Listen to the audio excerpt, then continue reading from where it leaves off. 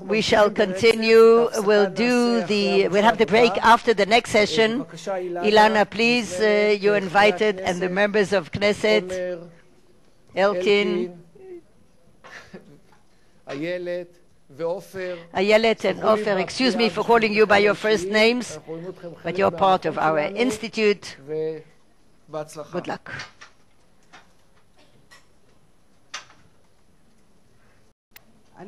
I think that after the very impressive presentation that Amos Yadlin just gave, I think it would be worthy of us to go into the nitty-gritty and to try and run a discussion that would be to the point, because of this fascinating idea that Mr. Yadlin actually put. So I'd really like to keep down to that.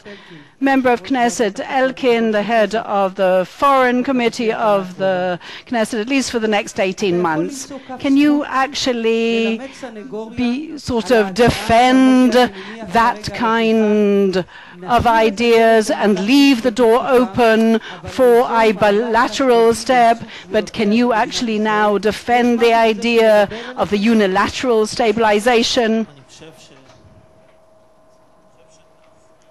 I think that the main point in favor that I could actually say here in favor of the INSS and Amos is actually their consistency. They said it before the disengagement from the Gaza Strip, and Amos said something similarly during the caste-led campaign, and it wasn't very popular at the time to actually support any unilateral steps, and therefore it's very consistent, and I say chapeau to that. But can we take that and follow it forward? So I would like to share with you to say just some of the quotations from the INSS from the days of the disengagement, or perhaps a little bit before it, so it'll understand us that we ought to remain humble. And I'm deliberately not mention names. I believe that heavy artillery won't be brought into the area because it's very difficult to smuggle them in, and also because of their higher signature, they make it very difficult, very easy to be as targets for the Air Force. Therefore, I think that it's going to be quite restricted. They're not going to be able to achieve long-range missiles for more than 15 kilometers range. They're going to use those missiles that they can't create themselves, and if they only use that, and it's going to be very embarrassing to Egypt. And I can continue, and that kind of statements that unfortunately the actual connection between that and any reality is somewhat arbitrary and vague. So I think that we can also say that from the time that the Hamas has actually found itself in the regime, and if we look at all the forecasts around us, if we're talking about Mubarak's instability and the toppling of Assad, and there are many other statements as well, and I think it would suffice just to look at what was happening in Iraq and to say whether those predictions did take place or not. So I think that one of the lessons that we ought to learn out of all these predictions, because of the steps before the disengagement, is a demand for humility, because basically I think that this is a very dangerous gamble on our security, and that is when you're trying to defend them. That I haven't even started with a prosecution yet. So I'd just like to ask you one more question. Is the status quo preferable than any other step that we could possibly take? No, I don't think that. I think that there is a step that would be better than a status quo. You know the joke, for example, about the territory in the Judea and Samaria being translated into A, B, C. A is Arabs, B is balagan in Hebrew, is pandemonium, etc., etc. In other words, what we're saying here is that this is up for arms and it's open for pandemonium. The moment we moved out of something, we left it open as a vacuum, and basically people have just moved in, and that causes a problem. So I suggest that instead of plan B, which is a pandemonium, let's go into C, and he's using a pan in Hebrew when you say C, meaning hours. We tried things over the years. There's a controversy with the Palestinians about the Gaza, Judea and Samaria, and over the 20 years they've managed to actually substantiate all their aspirations. And we kept rejecting the substantiation of our aspirations, even those that were part of the consensus. And we said we'll postpone that. It was very convenient for the left-wingers. And so the right-wingers said at the time, perhaps the right-wingers said that it was their plan. And then what did we end up with? Did we actually approximate some kind of agreement? Not at all, because the Palestinian side became even more rigid in its actual positions and their demands. And now the agreement and the establishment of another state, they say it's only vested interest of Israel, so that they're not willing to actually pay the price. They're not willing to concede and make those concessions that Amos spoke about. So basically the thing seems to be further and further away from us. And therefore, if we want in one of those days to make the positions closer to each other, then we've got to go in the opposite direction that we have been doing in the past. So I didn't hear any words in the defense. So maybe, Member of Knesset Ayelet Shaked, you'd be willing, but maybe you should send a little SMS to Naftali Bennett that we're willing to adopt his sovereignty plan. Sorry, I can't quite hear.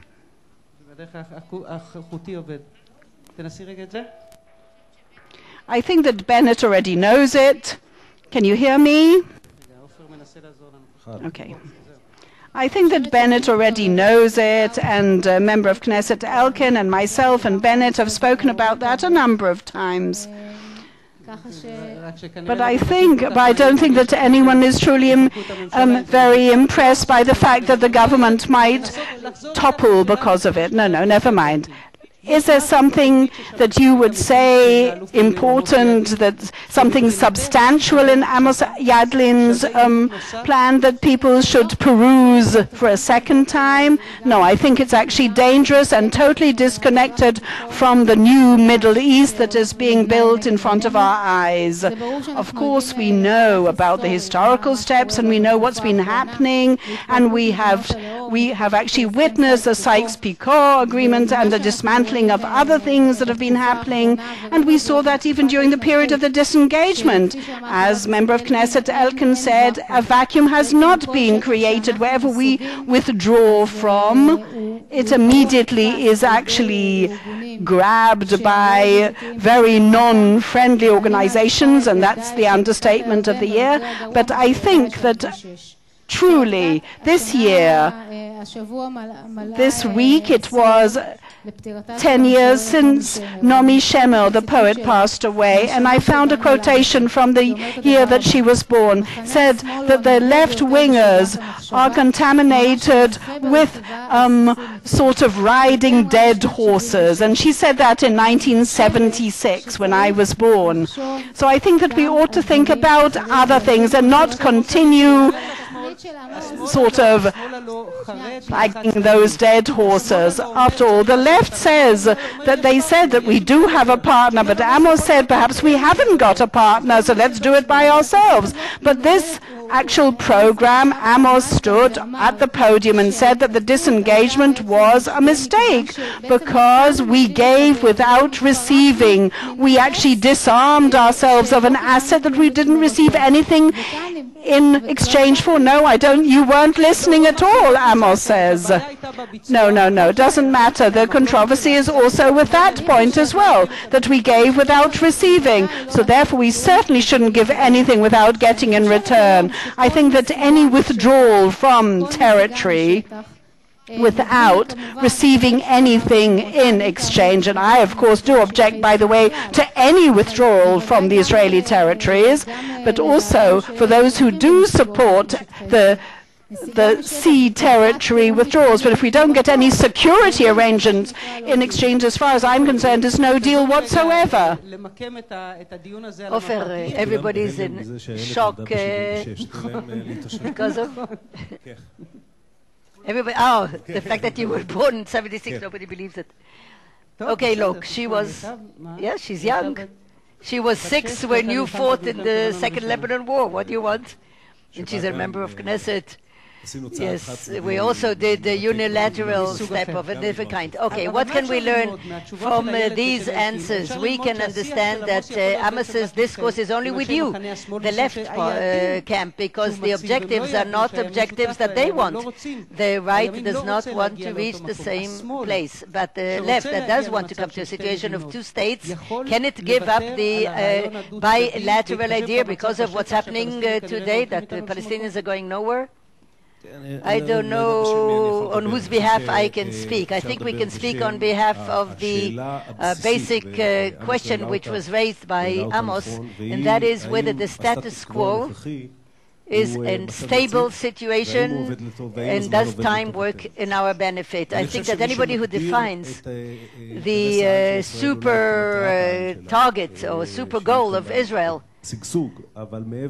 is the existence of a democratic Jewish state has to say to itself that status quo never stands in one place and it's going to go wherever you don't want. And then anybody who agrees and believes in an arrangement, and they don't, they never covered it up, they never hid it. But anybody who does believe in an arrangement has to say to himself with all integrity, and again, I don't know what the left is, but the left doesn't always say it. You have to say to yourself with integrity this time and in former times that the fact that there's no agreement did not derive just by the fault of Israel, and sometimes not even specifically by the fault of Israel. And proposals such as Amos gave us, and we can have big disputes about the details and the meanings. I'm not so sure altogether that such a step in the legitimacy will not have an inner legitimacy, even if you plow the ground with tractor. These are the details. But at the end of the day, anybody who believes that this is our objective has to ask himself, what do we do in a reality without an agreement? But to also learn the lessons of the disengagements, and you have to say to yourself that what you do in a reality that has no agreement, still you have to leave the door to an agreement open. You have to leave the agreement on the table. But that's what he's saying. Now let's go 2 steps back. How do we know that the status quo is not better, is not preferable? That's what you have to cope with Ayelet. Maybe vis-a-vis Ayelet and definitely Amos. Maybe in this reality nothing is clear, that the countries are collapsing, that we are in a good situation from a security point of view. Maybe status quo is better. The problem is that we're talking about empty things. You know, we're talking about emotional things, awareness, the language, my son is now serving in the same unit that I commanded when I was in the army, and he was there in the last events. I don't call it an operation of bring back the brethren. This is a corruption of the language. There were events of kidnapping that you had to do. Some of the things were done. I thought that they were stretching it too far, but some of the language, some of the awareness, some of the awareness of the victimization, the crying, the sobbing, all our talk about our strength, the loss of the trust in our strength is a result of this process, and the inner results are much more bothersome than the external results. The external results we know, the international trends that Israel is going towards are bad, but I still say we can live with that. I'm bothered with what's happening within. Now, when you talk about soft things, you can always argue. It's a question of a point of view, but that's my point of view. I think it's a point of view that many in Israel feel in their bones, and if that's what you believe, then you support the activity. Okay, Omer Barlev, you know, these soft things that Ofer is talking about, there are some things that Amos mentioned at the end of his presentation as weak points that he agrees that do exist in the proposal. I don't see how we can overcome them, because when you hear the discourse up to now, can you at all create an inner Israeli legitimacy? Can we talk about what Amos is talking about with the agreement with the settlers? The question is, how do you present it to the public? I don't think it is right to talk about plan A, plan B. There's one plan to the state of Israel, that most of which is in the control of the state of Israel. Of course, there's the last part of reaching agreement, yes or no. For that, you need the other side as well. But the goal of this plan is not two states for the two peoples. And in that respect, I'm a bit right from Bibi. Bibi talks about two states, two peoples. I talk about a Jewish democratic state. And in order to reach a Jewish democratic state, Israel can and should make a series of activities. Definitely in the first stages, they depend only on Israel. First of all, to determine the clusters of settlement that will remain in agreement. Until today, there's a fear to determine such clusters, to decide where our future border is going to be. The second thing, to stop, not to freeze, to stop building outside of these clusters, because it's not in our interest. The three, to enact a law of evacuation and compensation. Four, to harness and mobilize the international community so that they sever the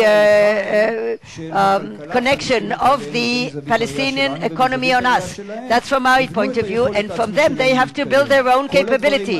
And you say that you can do all these things unilaterally? Of course. We haven't moved one settler yet. We didn't give back 1 meter. Everything I said until now is us. And believe me, this is work for the next 2 years. And the stage after that is actually, while doing that, first of all, Israel has to realize its obligation from the Y agreement in 79 that Netanyahu signed. He didn't perform. Then we have another agreement from 2000 that Barak promised. We have to do that, which means to expand the A zones and the B zones. And of course, later on, if still the Palestinians will not agree candidly to join us, then later on we will evacuate additional territories that we don't want, and also will evacuate settlers, even those who will not agree to be evacuated for a good compensation. Yeah, but you're saying, you can't hear me? You have to cope, and also Amos has to cope with the problematics of such a unilateral process with Israel. Gives a very important strategic cards and continue to exist side by side with a hostile entity that is not willing to sign on end of conflict, or to give up the right of return, or to evacuate the Hamas from the West Bank. Let's call a spade a spade. Let's say they do agree.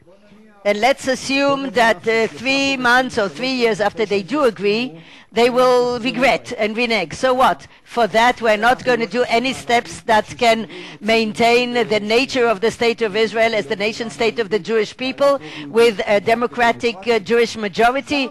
So we shouldn't be deluded even after we will do this process or another. It will not be a bed of roses. We'll need a strong army, and maybe missiles are going to fly around, and maybe soldiers will be kidnapped. But let's remember, due to what, there were 40 thwarts of kidnapping. Only one succeeded because of the joint interest of Israel and the PA to prevent it. So Ayelet Shaked, also due to the fact that we're there in the area, that the IDF is there present, I don't want to be cynical, but nevertheless I will say, last year there were 40 incidents of thwarting kidnapping in Judea's cemetery. There was no thwarting or any kidnapping in Gaza. Why? Because we're not there. So what do? We put a fence around Gush Etzion, the Etzion cluster, because the settlers are against it. If we put a fence there, if we close ourselves and circle ourselves with a wall, with a fence, and defend ourselves the way we know, yes, and you will have additional events. It's not going to be a bed of roses, but nevertheless, we can convince the public that there's a way to go towards a Jewish and democratic state. MK Elkin, also as an inhabitant of Gush Etzion, maybe a person like you, will say things to Omer Barlev and other people sitting here in the hall in a way that you stopped talking already, to break the news to anybody who is willing to listen. It's not going to be. It's not going to happen. We'll continue to live on our sword for many more years to come. Forget it. Nothing else is going to be here. Say it.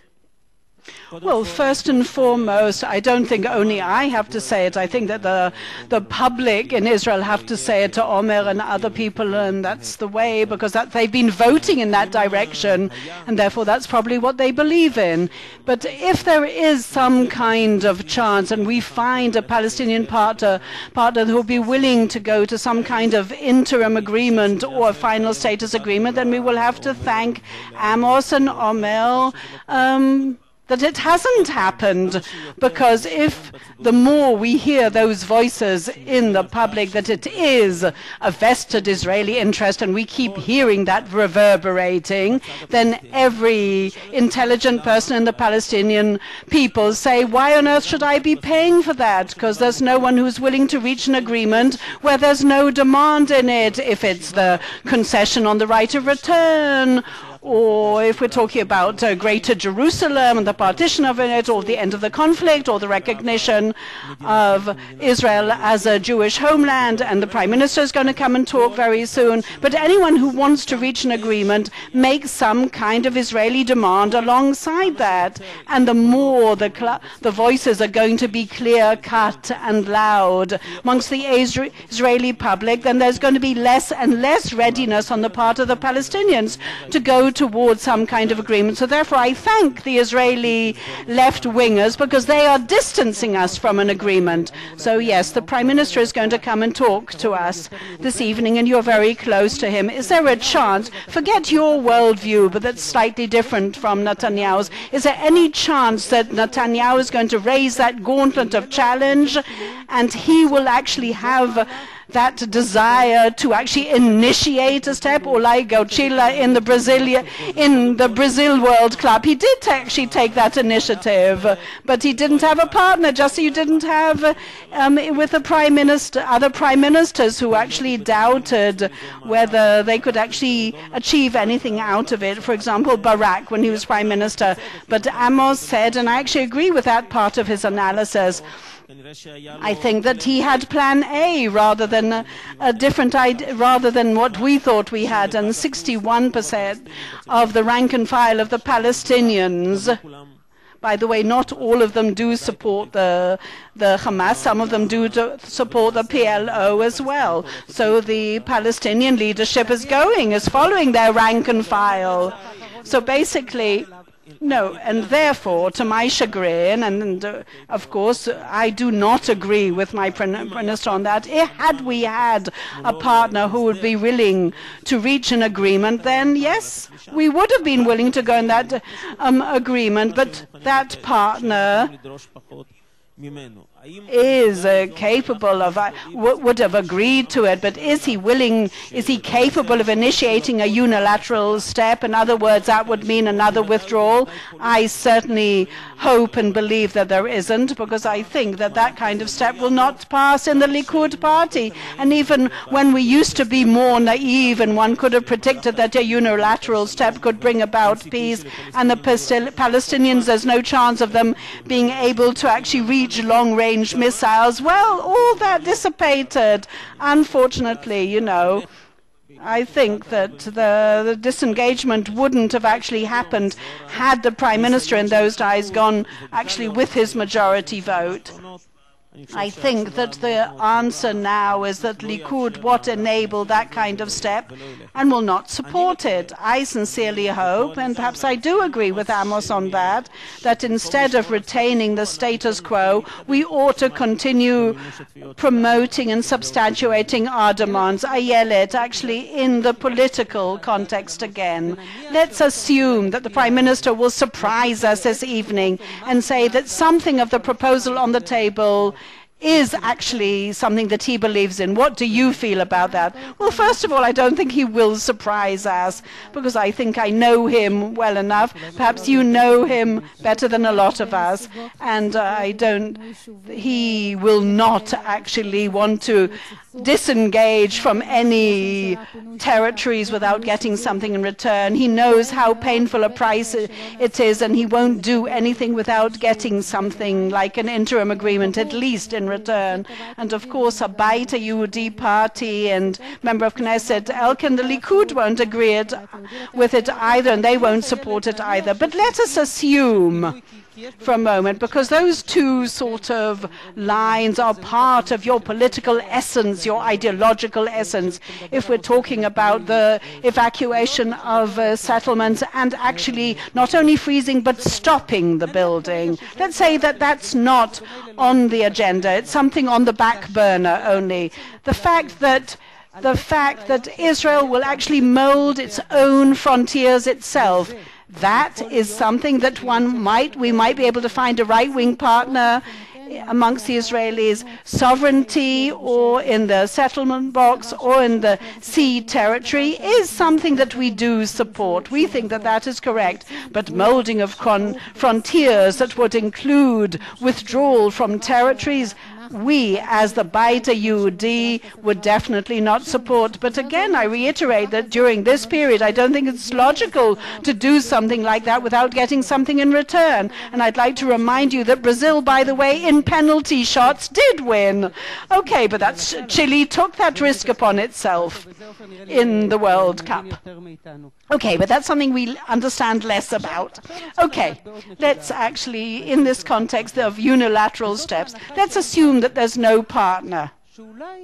Maybe Abu Mazen, over the last sort of days and weeks after the kidnapping, maybe he's going to tend in a different direction. Can you decipher what's happening? Is there something different from during the period when John Kerry was here? Well, I would like to say that the military secretary of the Prime Minister never knew what the Prime Minister was thinking, and I ought to remind you about that. I think that 3 Prime Ministers in Israel, Begin, Rabin, and Sharon, during their terms of office after they were elected, took far-fetching steps that no one would have actually signed that they were going to do during their election campaign or immediately after they were elected. And why am I reminding you of that? First of all, I have no idea what the Prime Minister really thinks.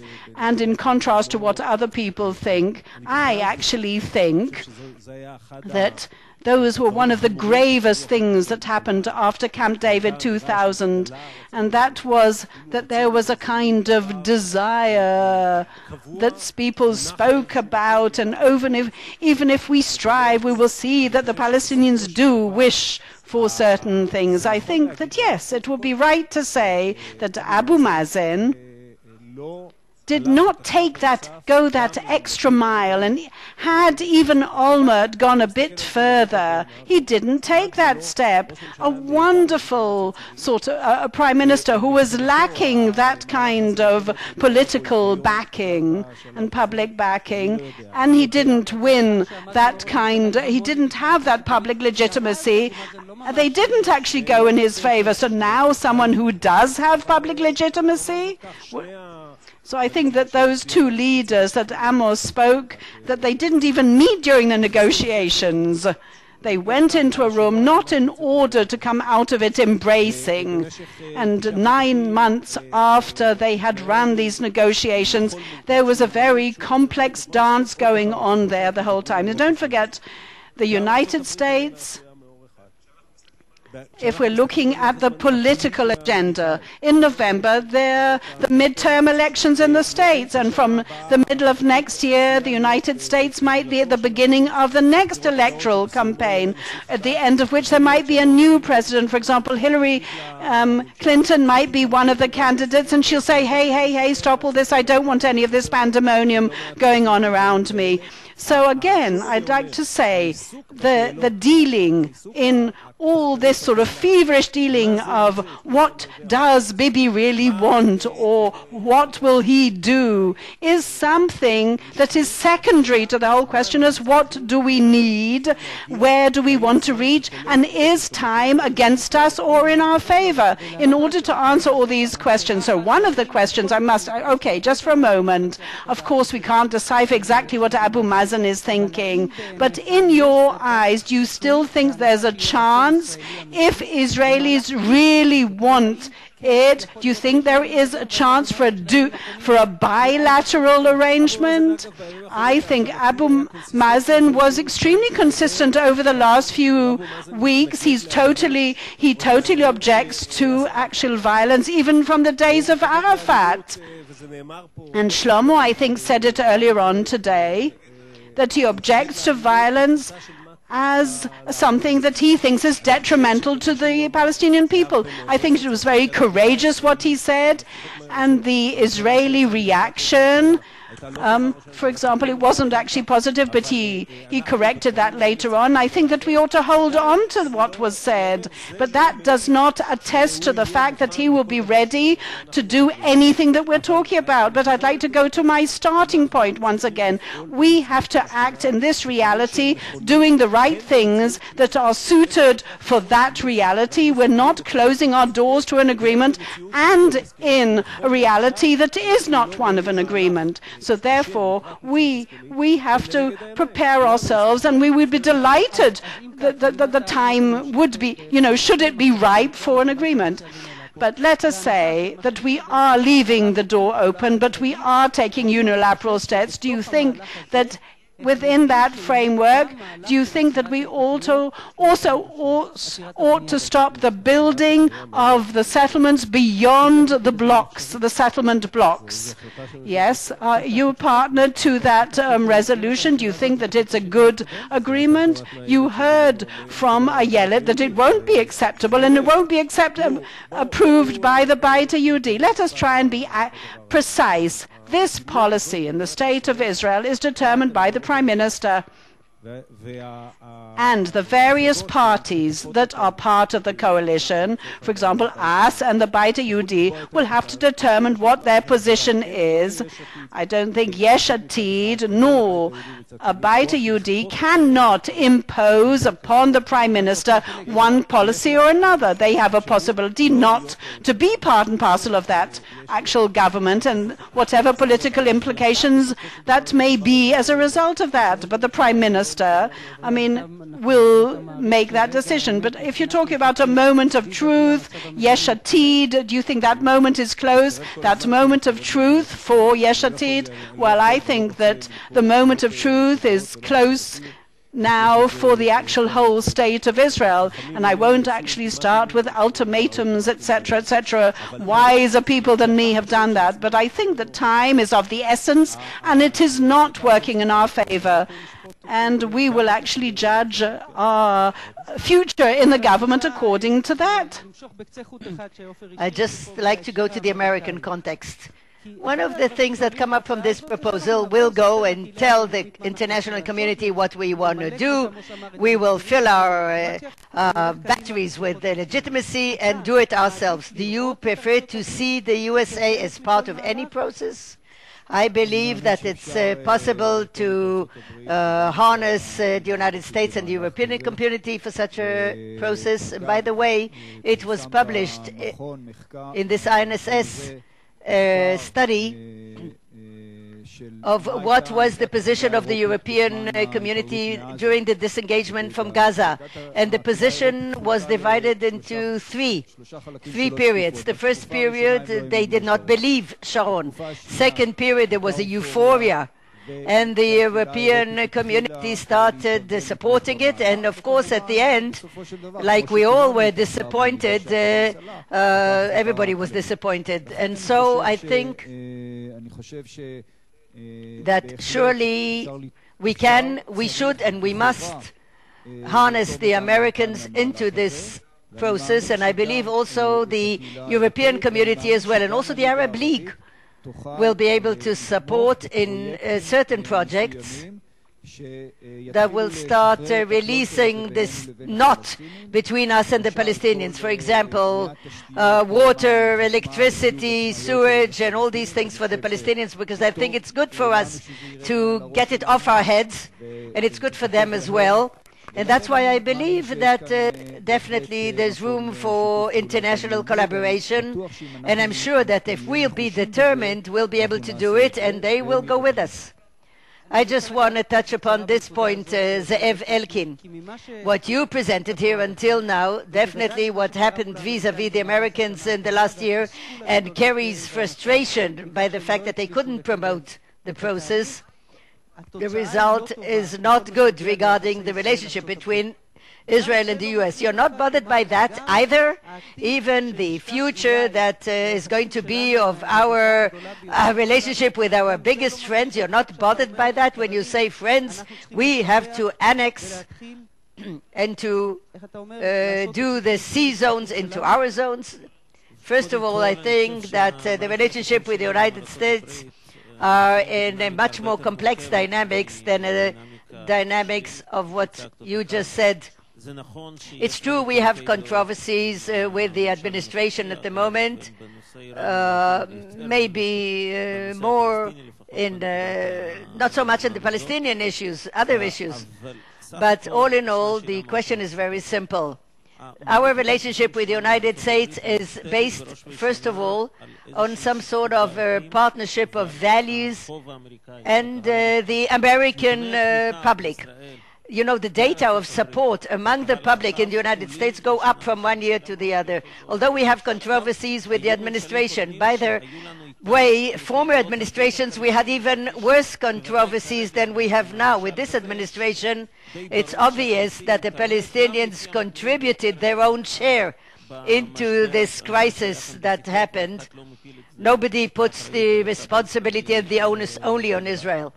Therefore, the situation is much more complex, even if we assume that we were in a situation and we're not, because of all sorts of American reasons and, you know, elections, Congress, whatever.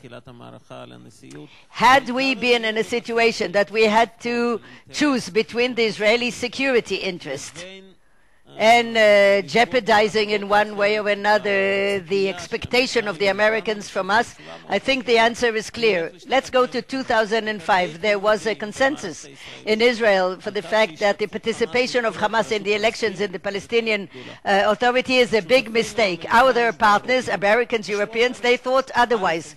First of all, they thought there was no chance that the Hamas will win, and then they decided it's not going to be a problem. The government of Israel decided at the time that we shouldn't quarrel with the Americans, and if it's so important to the Secretary of State of the United States, we should do something that the government did not think was right, but they didn't think it was too dangerous. We know the result, because Hamas won those elections, and actually the process started together with a disengagement, and it turned the Gaza Strip to one of the most dangerous bases of the radical Islamic terror. Who paid the price? The citizens of Israel, especially in the south. Had you said to people in Ashdod or Beersheba at the time, before the Oslo, that it's going to end the fact that they live daily under the threat of rockets, they would think that it's crazy forecast. Today it became reality as a result because of what we did in the last 20 years. That's why I really hope that the lesson that we can learn, that the next time that Israel will have to face the choice to insist vis-à-vis the American partner on the Israeli security interest and prefer it, this is at least what most of the citizens expect from the government. I want to do the last round, and this is the question, the principal question that each of us, definitely you as members of Knesset, have to cope with. In your context, are you ready to sign without a willingness of your part to a process like Amos Yadlin suggested here, are you ready to sign or to accept the fact that the result of the policy that you want to lead may be, and I can say the word because I'm not Kerry, that there'll be an apartheid state here? Can you say it'll be, but that's the price I'm willing to pay? The answer is, I think not. Not what? It won't be, or I don't think it'll be. But you know the demography. You take demography, and as a politician, I know exactly the controversy between the demographers. There are quite big differences between various methods. But I don't want to go into figures at the moment. We are in a situation, you started with it and so did I, that we do not know how the borders will look of the states that are around us in another 2 months from now, not to mention 2 years. I don't know what will be the names of these states, what will be their profile, but you're running away. You're running, but because we're talking about a state between the Jordan and the sea. It'll be called the State of Israel. Today there are 2.5 million Palestinians in the West Bank, and at a certain point there'll be more Arabs than Jews, but less Arabs with rights than Jews with rights. We might find ourselves in a situation that I want to know if you're ready to accept, just because of the fact that the opposite is more dangerous, in your opinion. I, like you, anybody else, like Amos, anybody else, I don't know, I cannot predict what's happened. Anybody who tried to predict made a mistake. That's why I know that. Prediction here in this region in these years, of course, is a failure. Any attempt to build a model, a final model that summarizes the entire conflict is an attempt that will not hold water. I want to tell you from a very simple reason why a binational state is not going to work. I already explained it to some members of Knesset at the time. I told them it's not going to work. It'll be one election campaign. Let's say we take this simple way of the binational state and give automatically citizenship to all the Palestinian population in Judea and Samaria. The government that will be elected in the first campaign, the one who will be the right in the opposition will be Ofer Shelah. And he is going to adopt it will be like Omer Barlev, and he's talking about the very extreme left that they'll become center. Now, this government, the first thing it'll do, it'll divide the country in two. So this vision of a binational state is maybe very frightening, but it's not going to take more than one election campaign. That's why we, at the moment, I argue,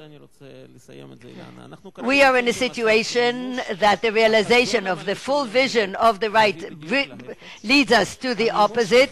Realization of the left leads to exactly the opposite of what they want.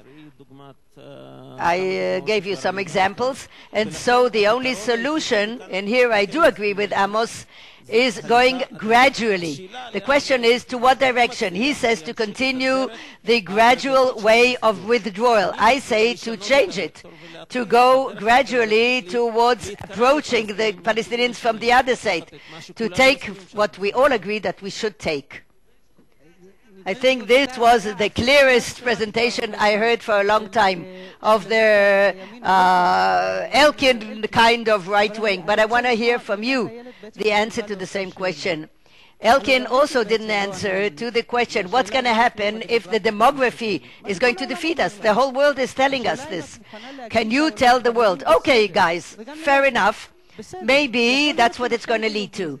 But it's preferred, in my eyes, then to divide the country, the state. For that, I'm not ready, not just from a practical point of view, but also from an ideological point of view. No. Because I never spoke about annexing A and B. When we talk about annexation, I talk about sovereignty in C zone only. As for demography, I am not worried as you are, because really, if you look at the figures today, the rate of birth of Jewish women is identical to the Palestinian birth rate. And therefore, the situation is not going to be worse from our point of view. But in spite of that, I'm a realistic person, and I don't think that we can turn the entire state of Israel into one democratic state. I don't believe in that. I do think, as MK Elkin said, that if we do unilateral steps, they should serve us.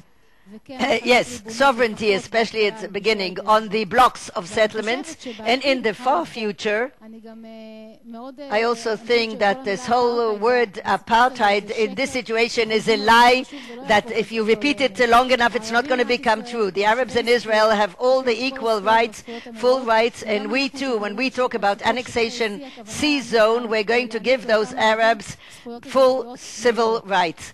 I do think, again, if we go back to my first sentence, to not talk about a nation state. We don't know what's going to happen in the Middle East to date.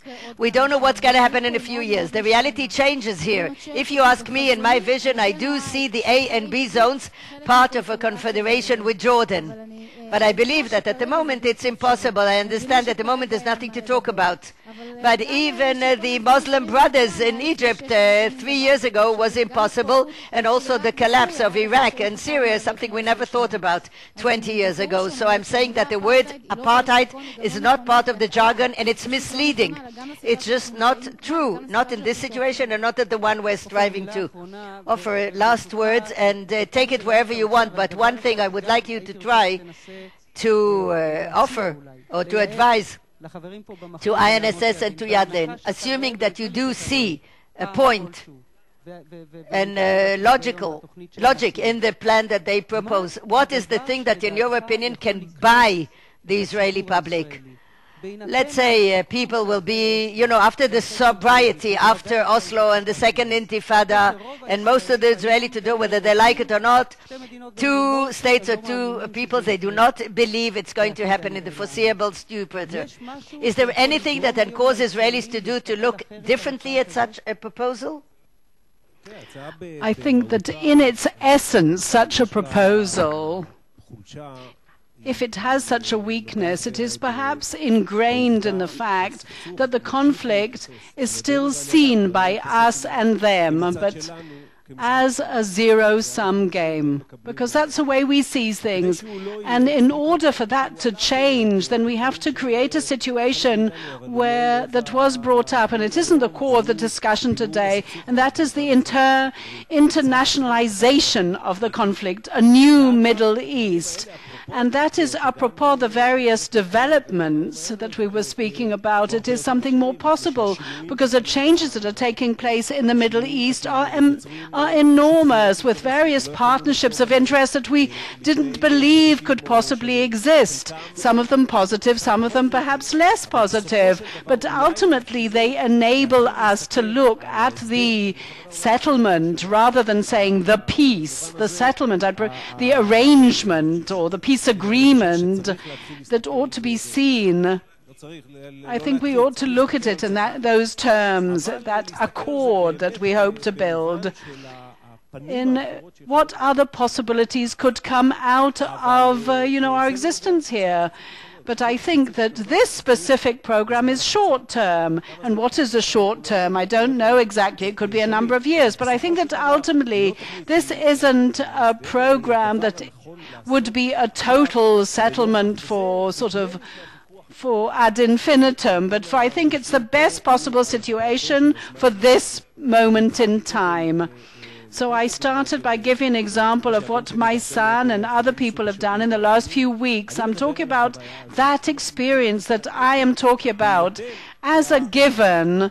We have, let's say, to talk about apartheid, of course, is very easy. And to talk about occupation is much harder. To talk about its daily routine that a soldier does, and most of the ground forces of the IDF do, on a physical level in such events of going into house after house and taking families out. They have to do it because that is what they have to do. But their experience, what it does for our language, our whole legal background, our moral background. I mean, we're not just talking about the fact that we are giving and they are receiving. The fact is we are doing something because it is the right thing for us to do it.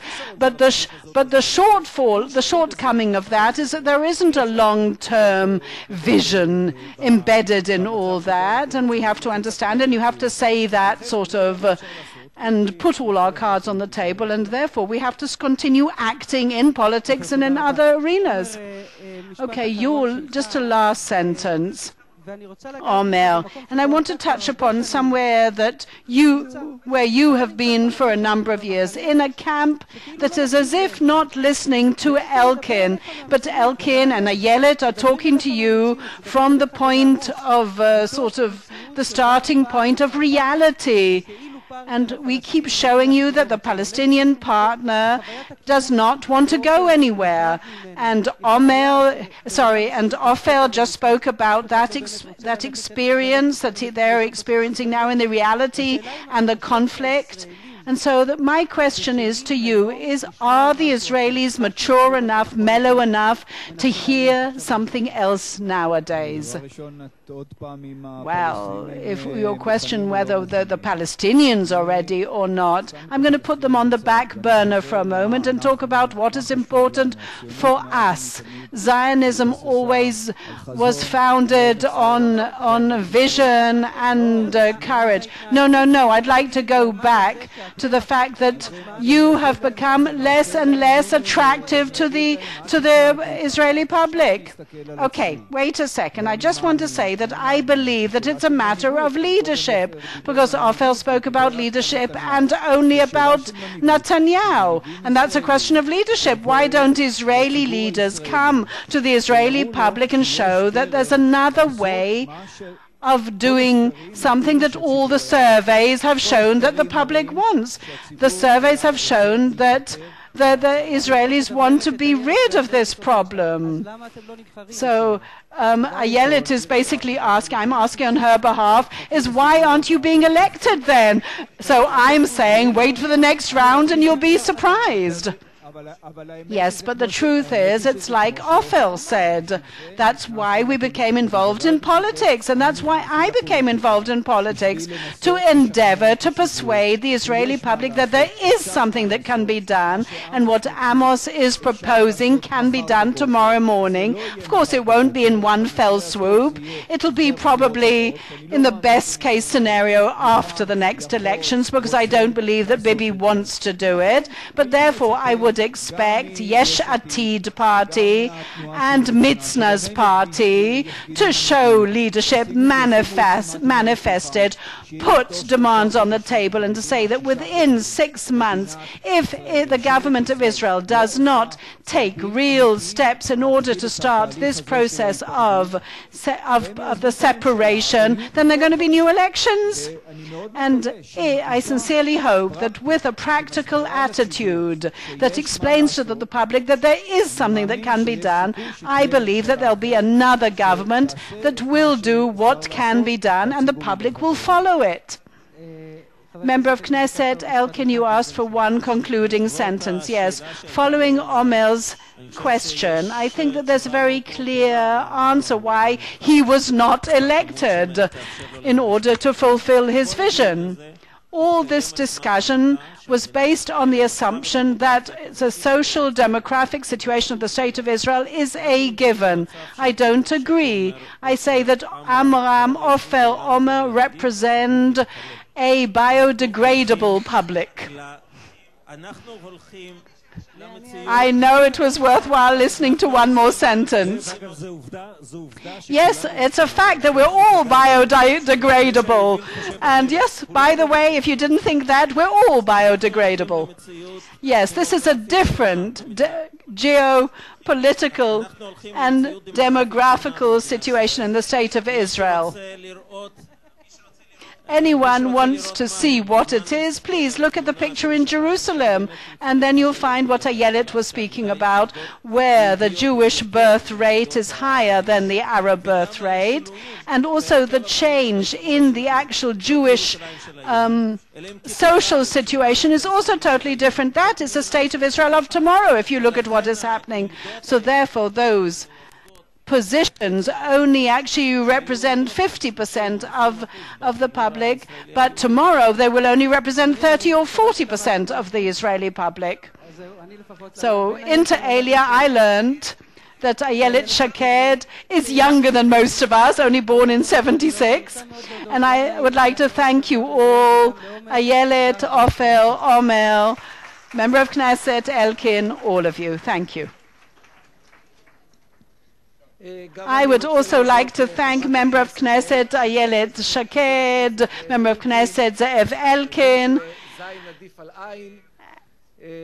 and Member of Knesset Ofer Shelah, and Ilana Dayan, who did it in a wonderful manner. I think that the discourse that was run here was part of our aim, that we wanted this discourse and this discussion, not only amongst the politicians, but in the public itself.